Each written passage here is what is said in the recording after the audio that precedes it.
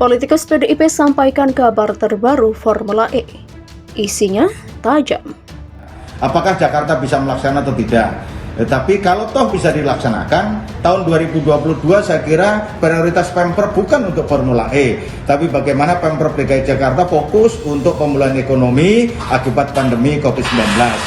Memang ada sesuatu yang memang dalam pelaksanaan saja sudah tidak disiapkan dengan matang, cenderung tergesa-gesa. Dan kami fraksi PDI Perjuangan ingin membatalkan Formula E. Kenapa? Karena dalam hitungan untung rugi justru ini sangat rugi.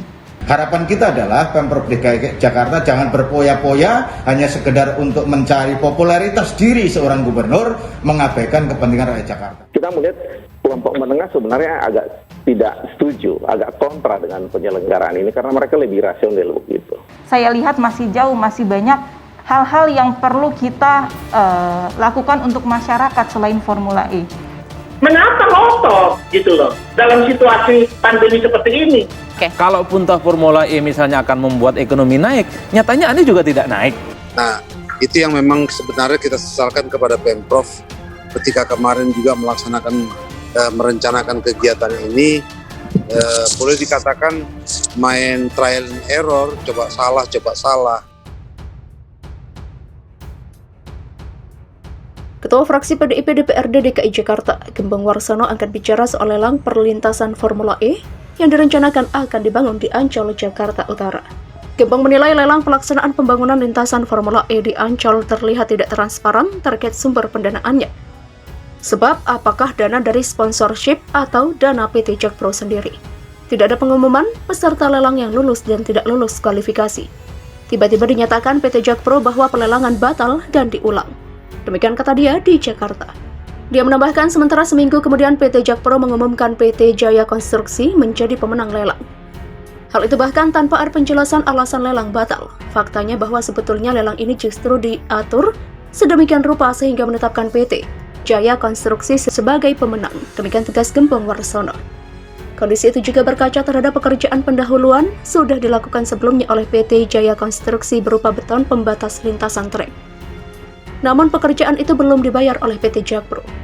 Ada indikasi pekerjaan sudah dilakukan terlebih dahulu berupa mencetak barir pembatas lintasan oleh PT Jaya Konstruksi, namun belum dibayar oleh PT Jakpro. Demikian tandasnya.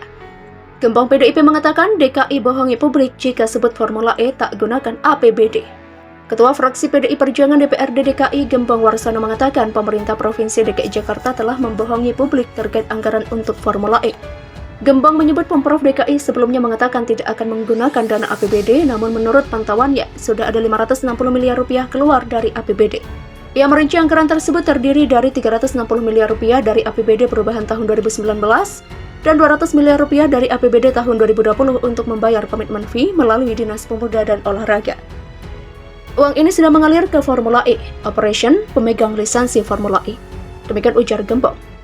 Gembong menjelaskan untuk mendukung penyelenggaraan Formula E kepada PT Jakpro, maka APBD mengalokasikan penyertaan modal daerah sebesar 1,2 triliun rupiah. Nyatanya PT Jakpro sudah mengerjakan pendahuluan lintasan balap di Monumen Nasional atau Monas dengan dana dari kas internal PT Jakpro. Anggota Komisi A DPRD DKI itu menyebut lelang pelaksanaan pembangunan lintasan yang menetapkan lokasi di Ancol terlihat tidak transparan dan tidak jelas asal-muasal dananya. Menurut penjelasannya, tidak ada pengumuman peserta lelang yang lulus dan tidak lulus kualifikasi. Tiba-tiba PT Jakpro mengatakan bahwa pelelangan batal dan diulang. Sementara 7 hari kemudian, PT Jakpro mengumumkan PT Jaya Konstruksi menjadi pemenang lelang tanpa ada penjelasan alasan lelang batal. Adalah fakta bahwa sebetulnya lelang ini justru diatur sedemikian rupa sehingga menetapkan PT Jaya Konstruksi sebagai pemenang karena pekerjaan pendahuluan sudah dilakukan sebelumnya oleh PT Jaya Konstruksi berupa beton pembatas lintasan trek, namun belum dibayar oleh PT Jakpro. Demikian kata Gembong. Gembong mengindikasikan pekerjaan sudah dilakukan lebih dulu berupa mencetak barir pembatas lintasan oleh PT Jaya Konstruksi, namun belum dibayar oleh PT Jakpro. Ia menduga ada ketertarikan pembangunan lintasan yang semula di Monas kemudian beralih ke Ancol. Maka dari itu pemenang untuk pembangunan trek Ancol tetap diusahakan ke PT Jaya Konstruksi. Dugaan Gembong itu sebagai alasan dasar sehingga lelang terpaksa dibatalkan terlebih dahulu yang kemudian PT Jaya Konstruksi dimenangkan kembali untuk melanjutkan pembangunan sirkuit Formula E. Adalah keanehan tersendiri nilai proyek yang hanya sebesar 50 miliar rupiah harus dimenangkan oleh BUMD PT Jaya Konstruksi, padahal ada batasan BUMD BUMN Konstruksi minimal mengerjakan proyek senilai 100 miliar. Demikian kata Gembong.